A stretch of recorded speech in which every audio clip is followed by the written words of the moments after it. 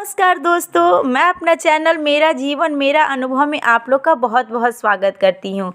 दोस्तों, मैं आज आप लोगों को एक पौराणिक कथा सुनाने जा रही हूँ जो कि गज और ग्राह की कथा है। ये कथा धर्म, सदाचार, नीति, न्याय और सत्य का बोध कराता है।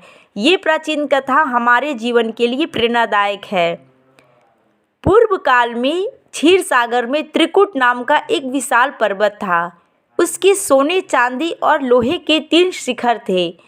उसके प्रकाश से सभी दिशाएं जगमगा रही थी। सुंदर वन वहाँ की शोभा थे। विविध प्रकार की पक्षियों का कलरव वहाँ निरंतर गूंजता रहता था। वहाँ बहुत सी नदियाँ एवं सरोवर थे जिनके निर्मल एवं स्वच्छ सुगंध भरी धाराओं में देवगनाएं स्नान करती थी। पर्वत की तराई में एक उद्यान था। उद्यान के निकट एक सरोवर था। उस सरोवर पर अपनी हथिनियों के साथ एक गजेंद्र हाथी आनंद से विहार करता था। गजेंद्र इतना शक्तिशाली था कि उसके भय से कोई भी जानवर और जंगली पशु भाग जाते थे। एक दिन वह प्यास से व्याकुल होकर सरोवर के तट पर पहुंचा। निर्मल एवं शीतल एवं मधुर जल से कमलों की महक आ रही थी। गजेंद्र ने मन भरकर जल पिया, फिर स्नान किया और मस्ती के मूड में आकर अपने बच्चों तथा हथनियों पर सूंड की पानी भरकर बौछार करने लगा। उसी समय अचानक एक ग्राह यानी कि मगरमच्छ ने गजेंद्र का पाँव पानी के अंदर पकड़ लिया और उसी सरोवर में खींचना शुरू किया। शक्तिशाली गज भी पूरा जोर लगाने लगा। इस संघर्ष में कभी ग्राह सरोवर के तट पर खींचा चला आता तो कभी गजेंद्र सरोवर के भीतर चला जाता। इस प्रकार लड़ते लड़ते उन्हें बहुत समय बीत गया। ग्राह तो जलचर था यानी कि मगरमच्छ, अतः सरोवर में उसकी शक्ति की वृद्धि होती रही, लेकिन गजेंद्र की शक्ति क्षीण होती चली गई। अंत में बचने का कोई उपाय न देखकर गजेंद्र ने भगवान श्री हरि की शरण ली।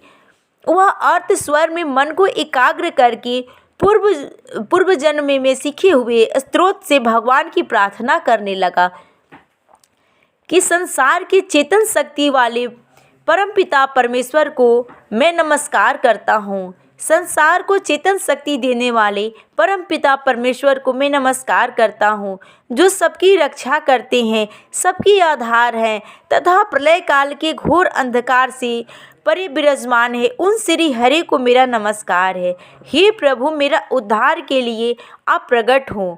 गजेंद्र की अर्त पुकार सुनकर तत्काल गरुड़ पर सवार होकर श्री हरि वहां पहुँचे। गजेंद्र ने देखा कि श्री हरि आ रहे हैं तो उसने अपनी सूंड से कमल का सुंदर पुष्प उठाया और भगवान के चरणों पर चढ़ा दिया। भगवान ने गजेंद्र की पीड़ा एवं व्याकुलता देखी। वे शीघ्र ही गरुड़ से उतरे।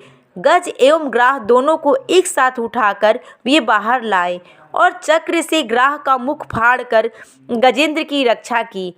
ब्रह्मा, शंकर जी तथा सभी देवताएं एवं गंधर्वों आदि ने भगवान की प्रदक्षिणा की। भगवान के स्पर्श से वह ग्राह भी मुक्ति पद पा गया। दोस्तों, वास्तव में गजेंद्र पूर्व जन्म में द्रविड़ देश का राजा था। वह राजपाट त्याग कर मलय पर्वत पर तपस्वी वेश में रहता था। एक बार स्नान आदि से निवृत्त होकर राजा भगवान की आराधना में मौन बैठा था। उसी समय अगस्त्य मुनि अपने शिष्यों के साथ उस मार्ग से आए। राजा को निठुर बैठा देकर तथा उससे किसी प्रकार के आतिथ्य न पाकर मुनि श्रेष्ठ को क्रोध आ गया। उन्होंने उसे शाप दिया कि अभिमानवश ब्राह्मणों का अपमान करने के लिए तू हाथी के समान बैठा है, अतः तू हाथी की योनि प्राप्त करेगा। इसी कारण उस राजा ने गजेंद्र की योनि में जन्म लिया।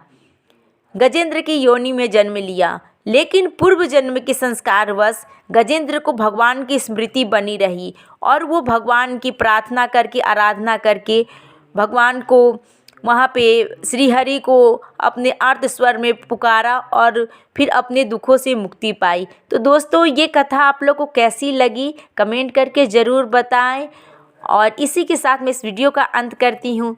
Thank you.